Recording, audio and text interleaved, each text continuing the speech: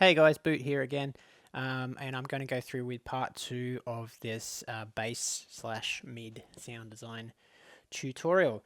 Okay, so if you remember from our last episode, we had a sound that we'd made made in Serum, and we layered up a bunch of different things. We've bounced it, we've layered it again, we've bounced it, that sort of thing. So we've done a whole bunch of processing on this sound to get it to here.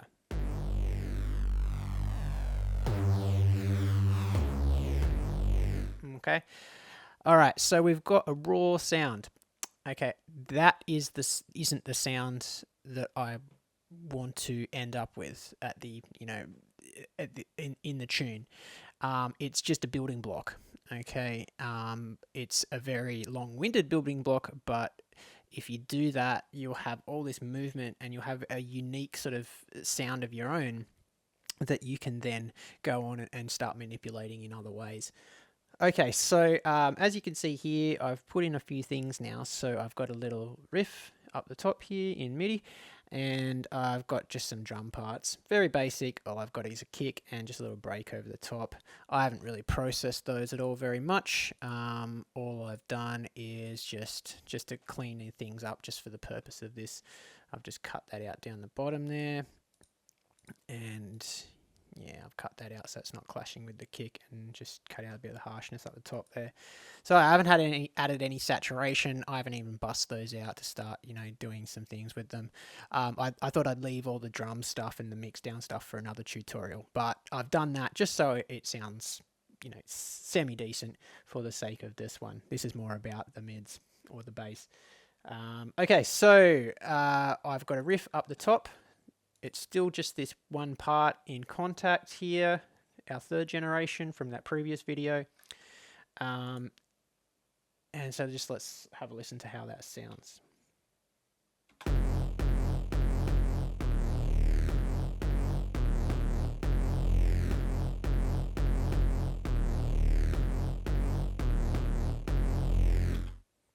It's kind of cool.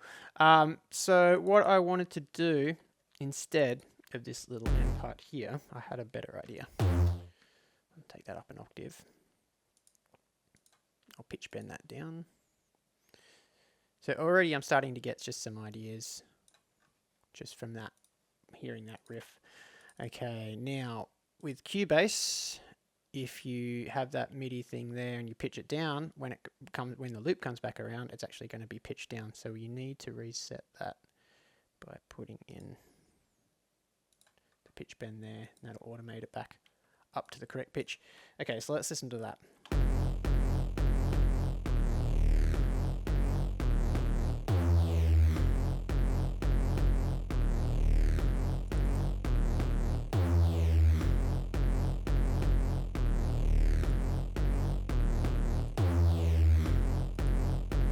Cool. Okay, so let's listen to it with the drums, or we'll actually have a listen to the drums first.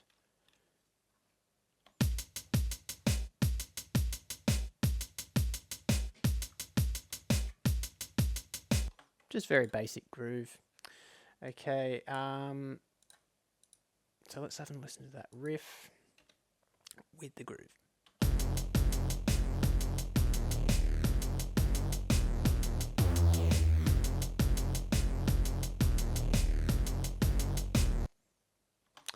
Kind of cool. But with those notes, what we can do is get a little bit more interest going by having a glide between the notes. In Contact, it does a weird thing with this speed and time. So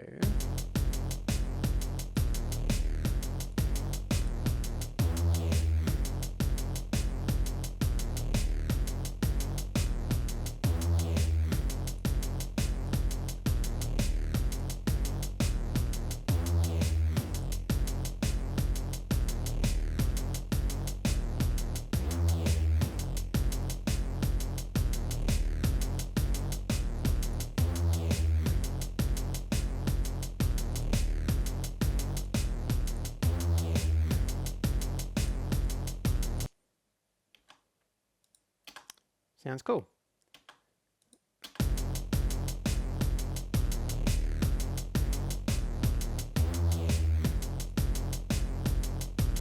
got that little bit of pitch bend between the notes. Nothing too crazy. We don't want it too slow because it's just, if it's going to be too slow, it's going to stuff around with the overall key of the tune. All right, so I think that's good enough to bounce out. There is a little bit of a problem with that release. It's a little bit too long, so I want to tighten that up.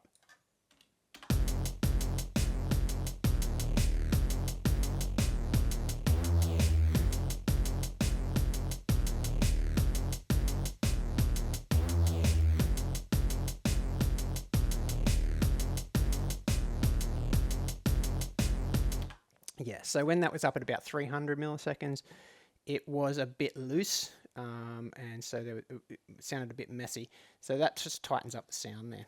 Okay, so I think we can bounce that out now. Now what I'm going to do is bounce that just as a baseline. So we'll go seek baseline 1. And yeah, we want to just bounce that as audio. We don't want to bounce that into Kontakt because we're done with Kontakt for the moment. We could go even crazier and start doing a whole bunch of sort of other layering and pitch bend and stuff like that. But just for the purpose of this, we will stop now with that processing and we'll go on to another process. Okay, so export.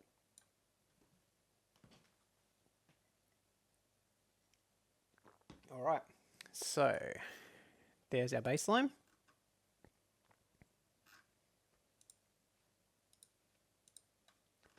Now, as you'd notice, that readout on the volume, I've pulled down that volume there just so everything is in line. We're getting on to sort of mix decisions now, but if I tell you that now, it'll sort of make things logical. And because I watch a lot of tutorial videos and people are just doing stuff and I'm looking at the levels and going, but yeah, you know, why did you have that at that level and that? Okay, so I generally start, if I'm doing a mix down, with the kick at minus 10-ish, okay? I just find that's a good starting point. And then everything else sort of comes in around that. Okay, so I've got that. That's hitting around minus 10. And that's a little bit higher. And that's a little bit lower. Okay, so that just gives us a whole bunch of headroom on the master. If we have a look at that, when that's playing back, you can't hear it. There it is.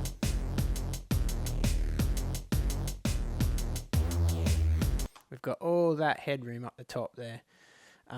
If I have all those tracks up, it's just going to be clipping right up here. And look, you know, that totally depends on the type of music that you're writing and what you want to get out of it. Personally, I don't like to smash things into limiters and that sort of stuff. That's not how I write music, and I'm not writing that sort of style of music. So I'd like to have a lot of room here. Okay, so we've got our baseline. So we can just mute that Kontakt part.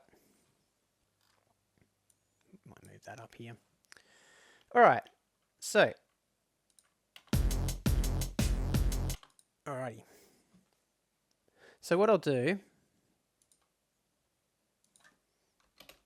is I'll start sort of splitting these. So I will high cut that.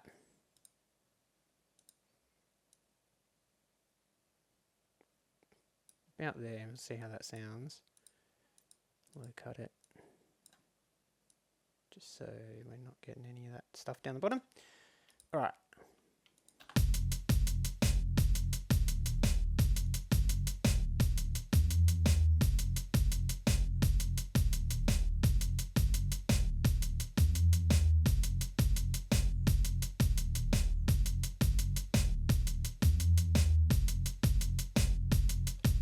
Cool.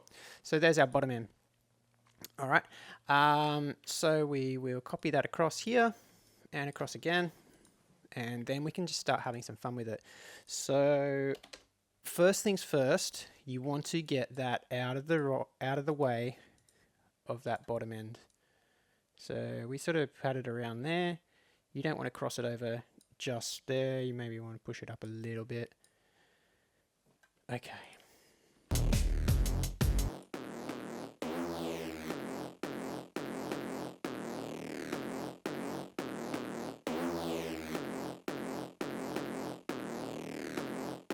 All right, cool. So what we can do now, if I'm doing saturation and distortion and stuff like that, I like to have that before the EQ and then EQ that, because sometimes that'll add some extra sort of weird harmonics and stuff that you don't want to have.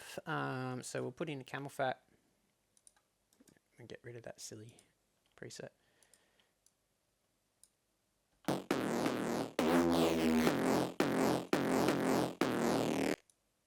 All right, so we got a bit of distortion up the top there.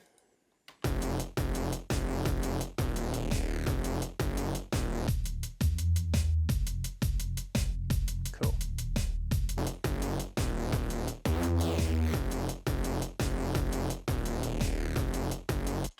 Oh, and actually before I go on to that, we'll just start doing some other stuff here.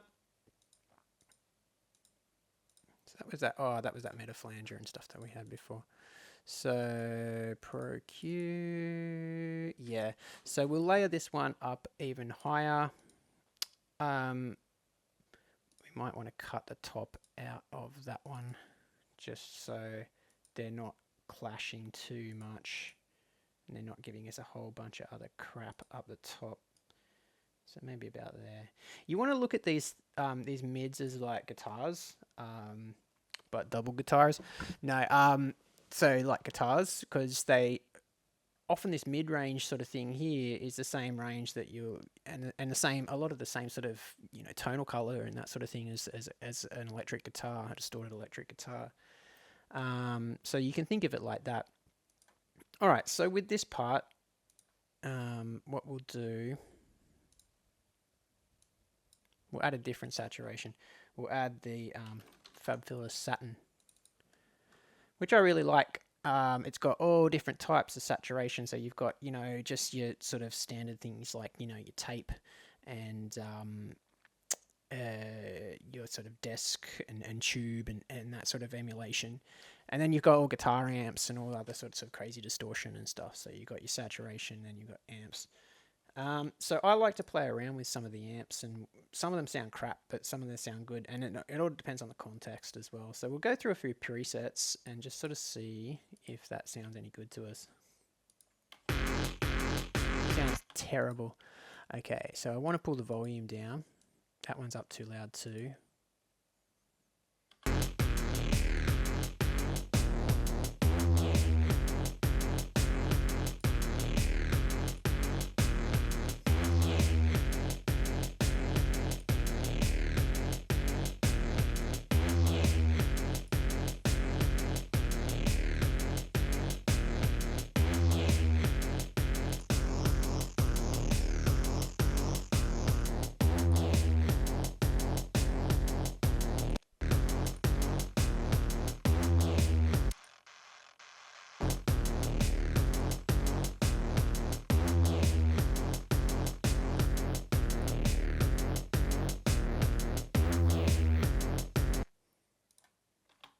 So we've got a few different types of tones we could choose from. Some of them sound crap, some of them sound great.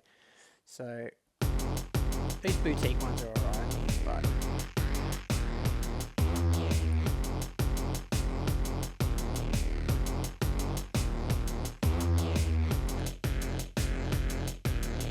I actually thought that first one that we had sounded the best, to be honest. Once we got the levels sorted, because I went in and stupidly forgot to pull down the levels. It's all about sort of getting these tones and stuff, but sort of mixing them in with the right sort of at the right level. So they sometimes they sit well at, you know, certain volume levels and things like that. So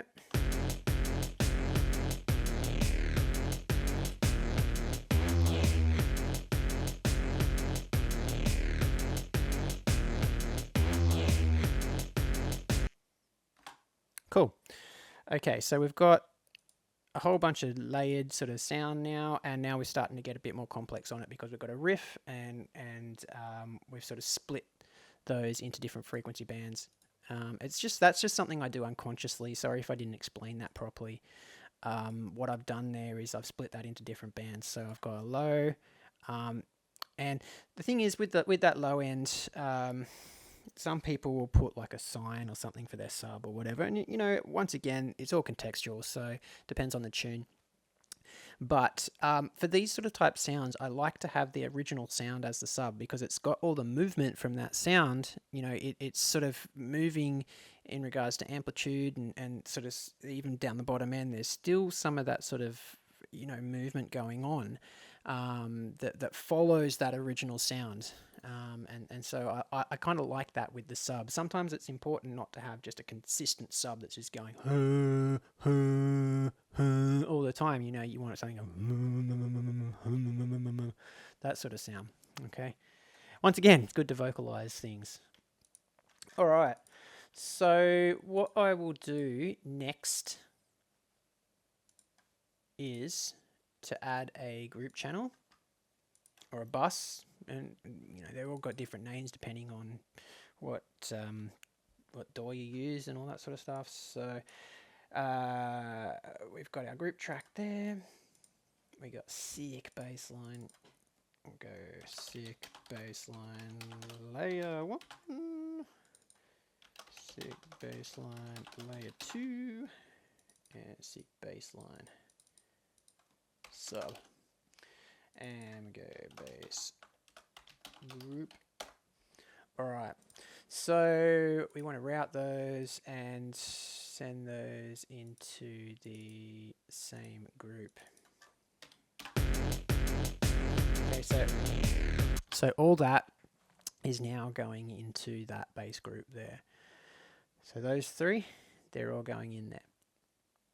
All right, so now what we want to do is start processing this here. And there's a few things that I like to do. Once again, I go back to my trusty VCC. So we want to bring up our virtual mix rack. Sorry, when they had the original VCC, it wasn't in this rack. It was just a plug-in by itself. So, but now they've got it in this mix rack. And so you've got all these other sort of plugins and stuff. I haven't bought those ones, but you can use those. And Revival's a free one, which is pretty cool too. Okay, so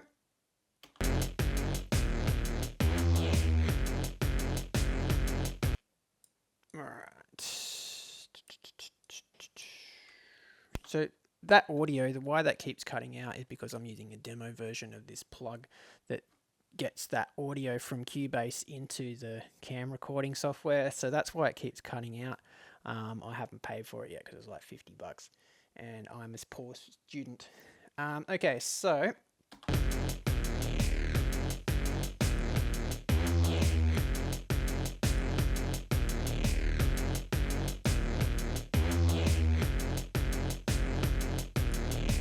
I tend to prefer these SSL desks for this sort of like top end stuff. Once we've got that original sound out of the way, you know, I prefer the tube or the, you know, the Neve desk for that. I actually quite like these SSL desks for this sort of sound. For some reason, I don't know if it's psychological or something, they just, to me, they just feel better. Okay. Going a bit too high.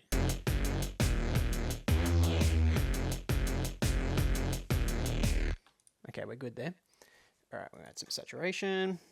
Once again, with the tape.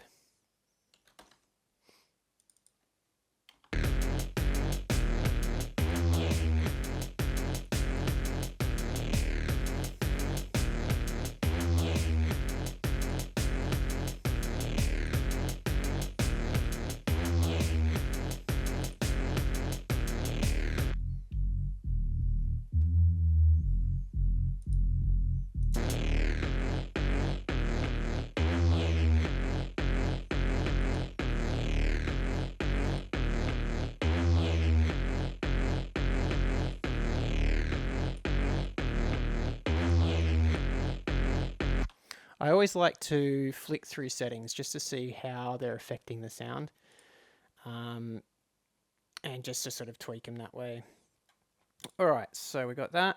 Now what we want to do is add in some compression. And so I'm pretty much using all exclusively slate stuff in that bit. I just really like these. And this one's fantastic. This is bus compression. So they've got 3 of these. This is the grey, which is modeled on the SSL bus compressor. All right, so let's have a look at that.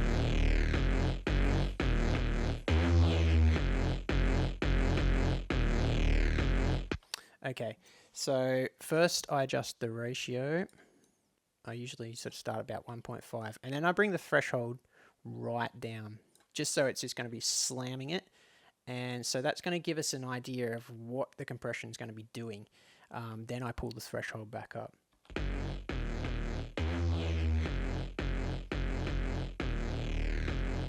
Now the cool thing with this bus compressor is it has this high pass, so you can designate,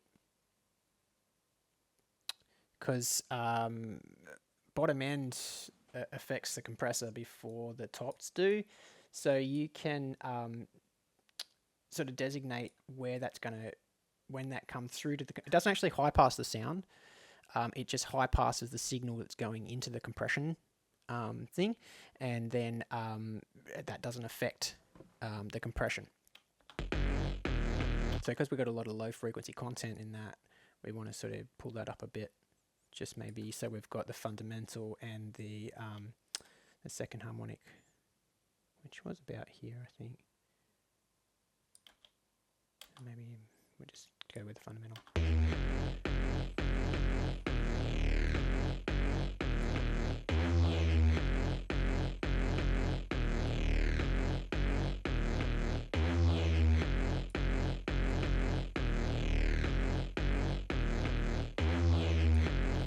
For these sort of sounds, auto release I kind of like.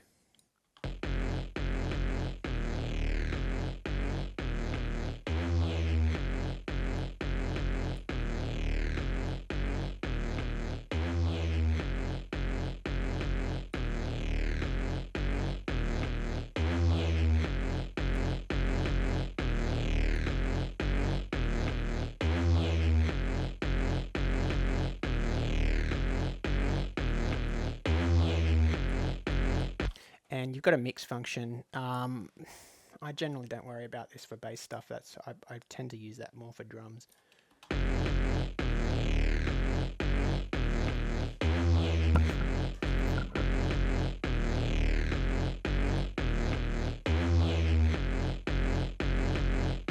Okay, so that's with compression.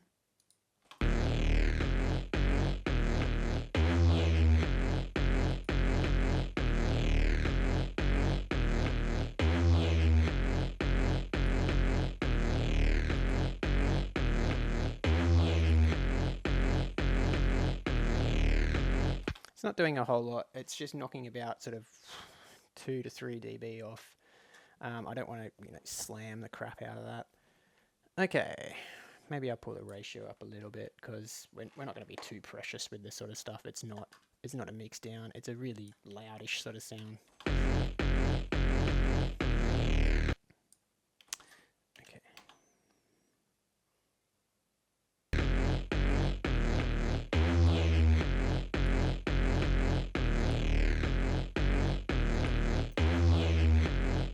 I just feel it sort of opens the sound a bit more. Okay, so we've got all that, and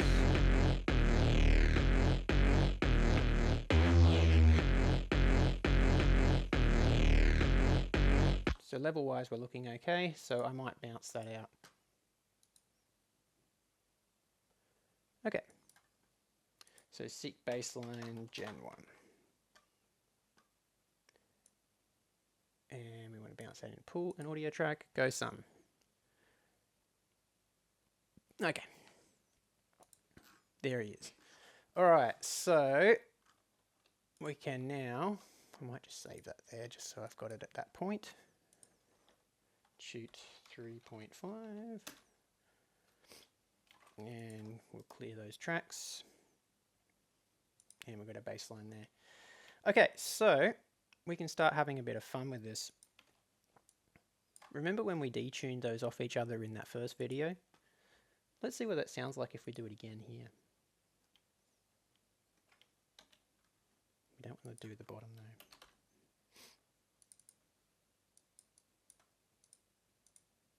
Oh, I always get that wrong.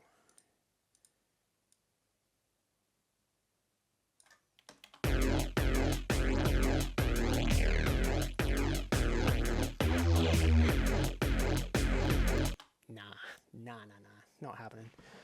Alright, so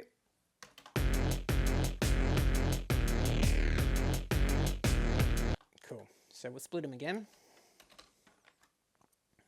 I really just want that bottom just to sit there by itself and let us have a lot of space for playing around. I think we'll just start playing around with these things now. We've done a whole bunch of processing. Cut it about there.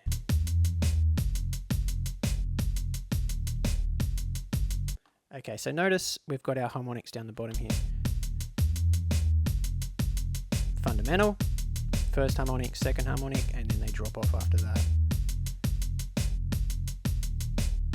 It's these three that are sort of the crucial ones. And maybe sort of here.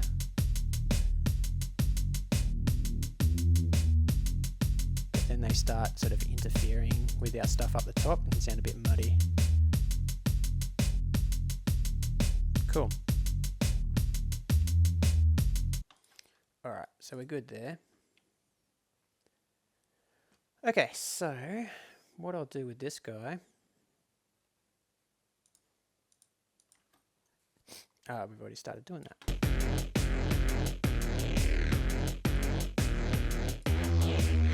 Cool. Alright, so we can start going crazy with this. So what I might do is add a volcano on there.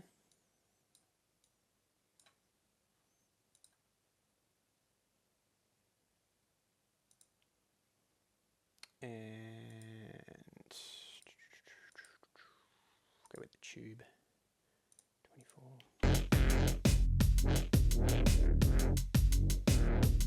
Okay, so we can start doing some automation with that. Oh, wrong one. That's the one I want.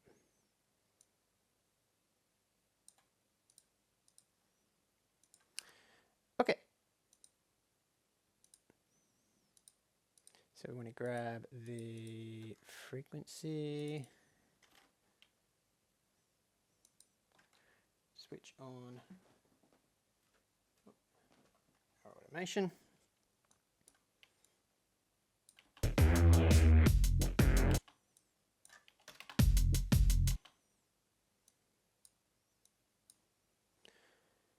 We can even get tighter on these.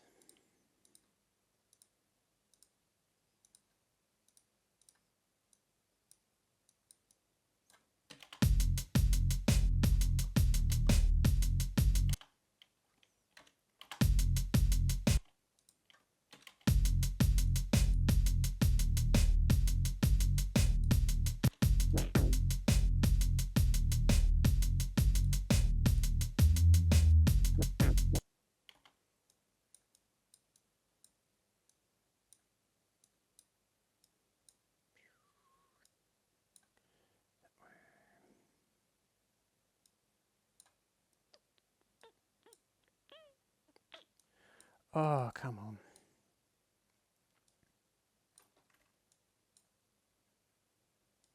It's just annoying me today.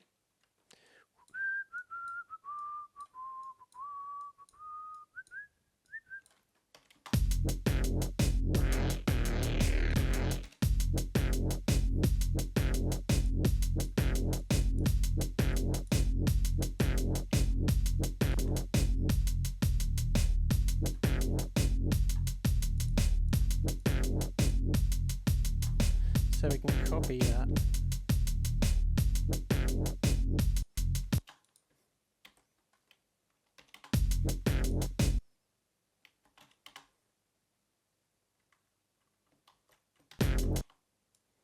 We just want the automation.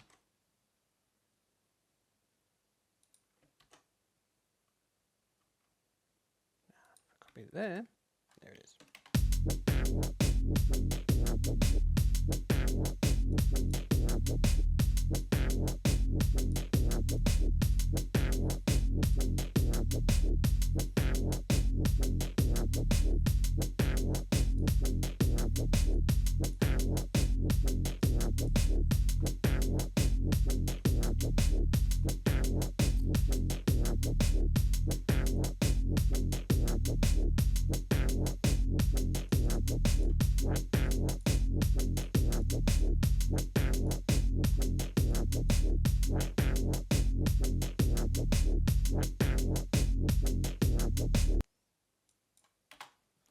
All right.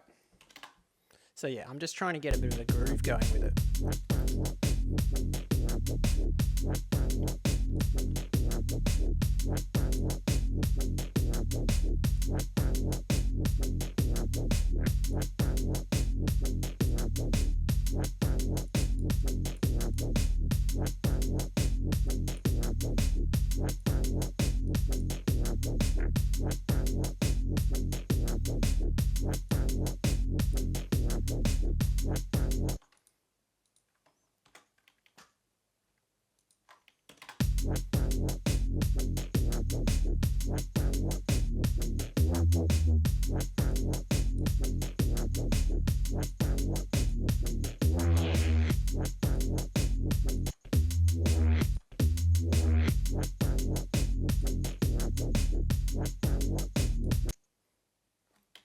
All right, so we've got a good little groove just with that bit. We can imitate some things here. Okay, so let's get that. And what I'll do is I'll get a volcano, but we'll go for just a bandpass around that sort of 3K area. I don't know if it's going to work, but we'll see. Okay, and we want to read the automation.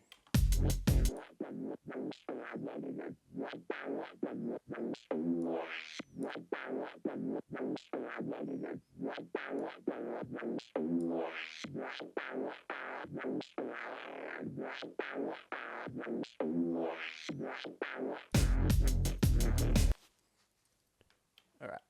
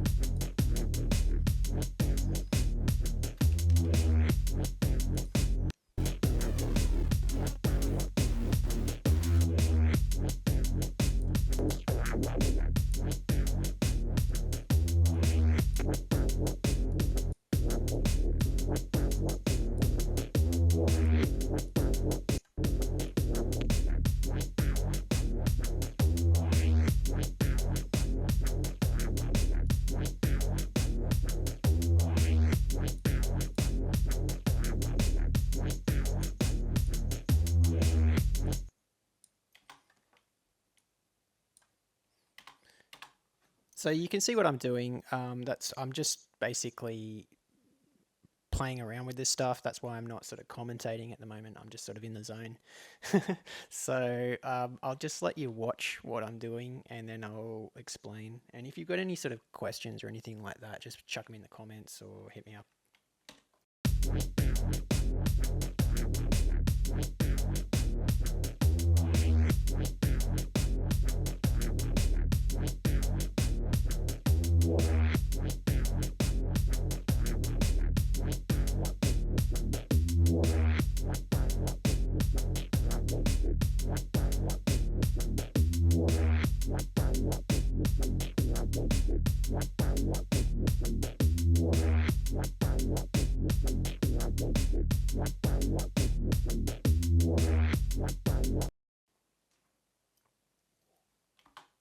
Okay, so we've got a cool sort of groove thing going on, but I think it needs just a little bit more. I don't know what let's have a think about it.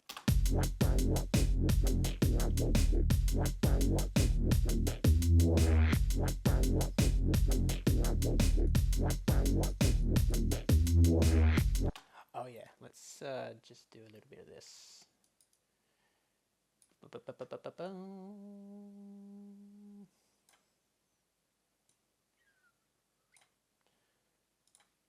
Okay, let's pick that automation. Meow. Bring that up a little bit. Okay, so let's see how that sounds.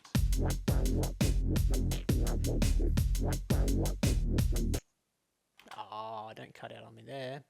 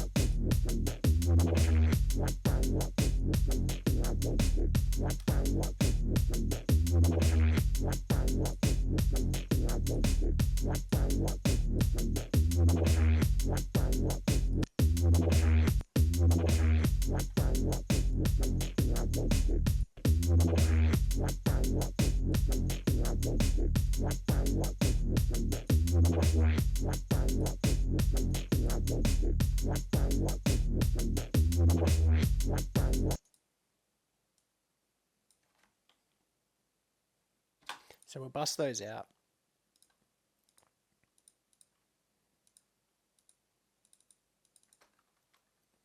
Remember, we've got our saturation and everything there, and our compression. That's probably looking right at it. There it is.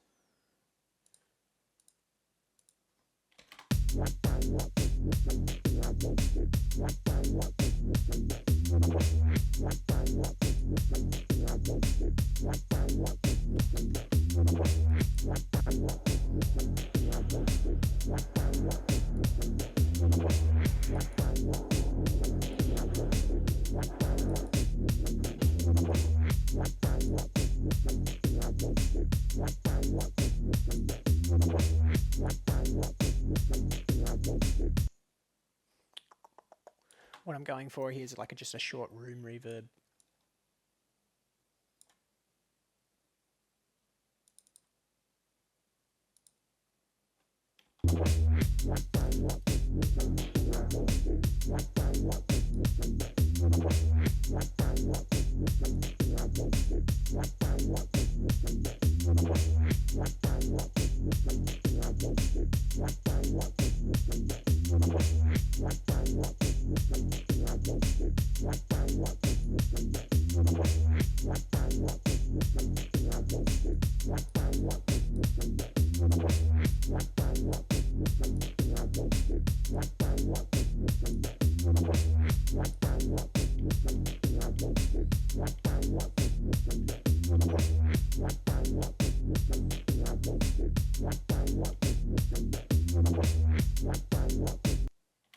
Okay, so what I did with that little room reverb just gives it, because it's so dry, it gives it just that little bit of space, so it's like being in a room, recorded in a studio or something like that.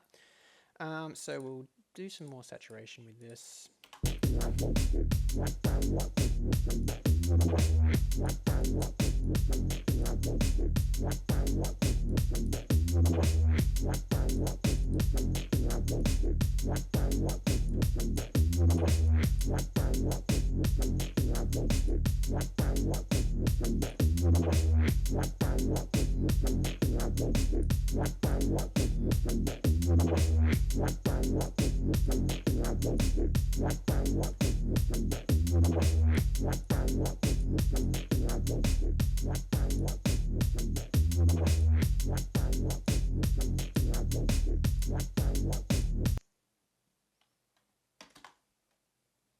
Okay,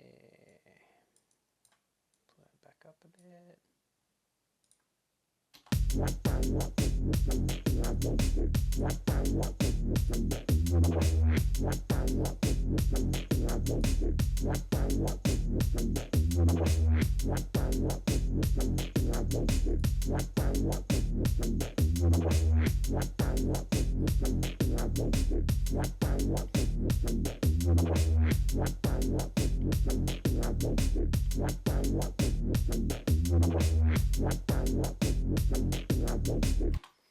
Sounds cool. Okay, so let's bounce that.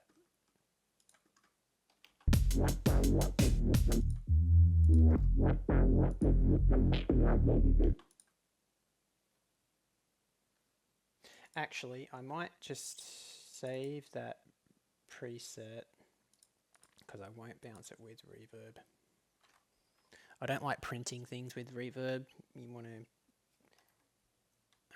be able to manipulate the sound a bit more if you want to. So we'll just go mid preset. So we can save it for later.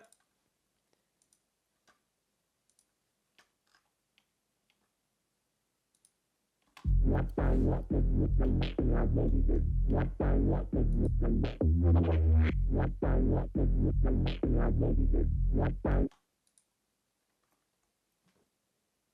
getting a bit of noise in there. Where's that coming from? Oh no, it's okay. Alright. So we'll bounce that out. We'll go sick baseline gen 2. Bounce. Off we go.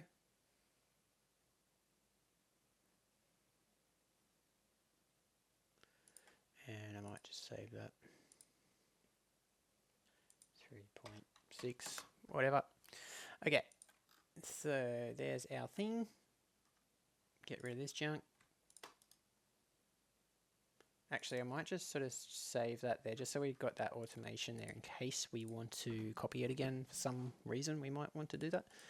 Okay, so now what we can do is sort of just start chopping some things up and taking things out, seeing if there might be a bit too much going on, depending on what else you've got in the track as well. You know, if you've got a few other sounds and things like that you want to bring in, you might want to cut out some of these other sounds.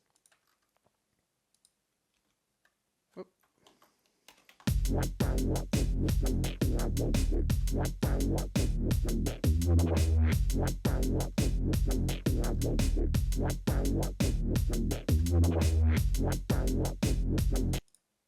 Cool. Okay, so let's get rid of that. We can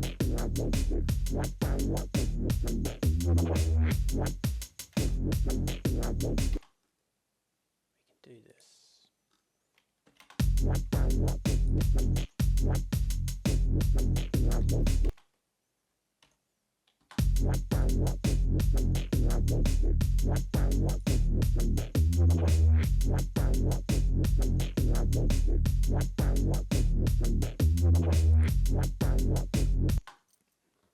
And we can add just like a little bit sort of stuff up the top, just to add a little bit of extra modulation.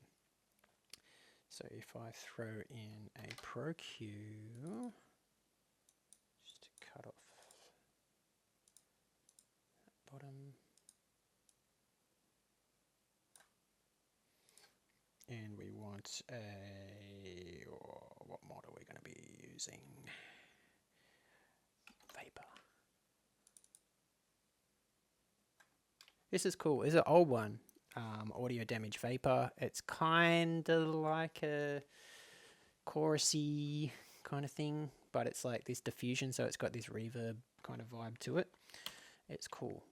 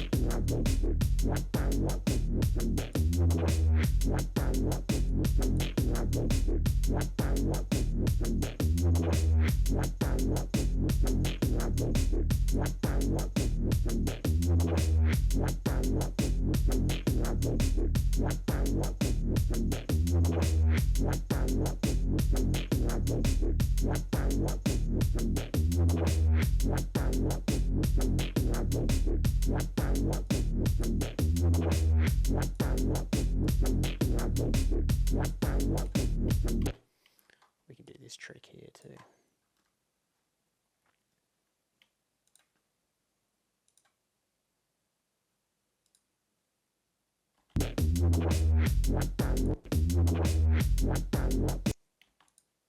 Distort it a bit.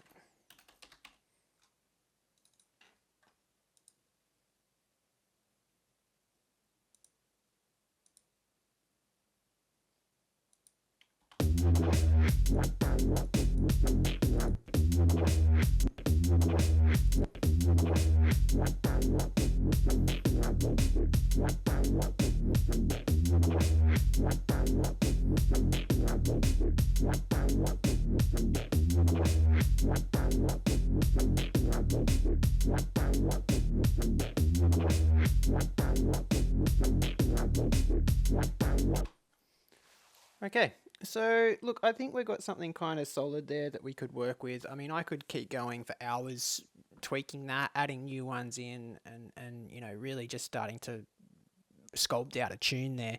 But look, I think you might probably get the idea of where I'm going here, and hopefully that gives you some ideas to.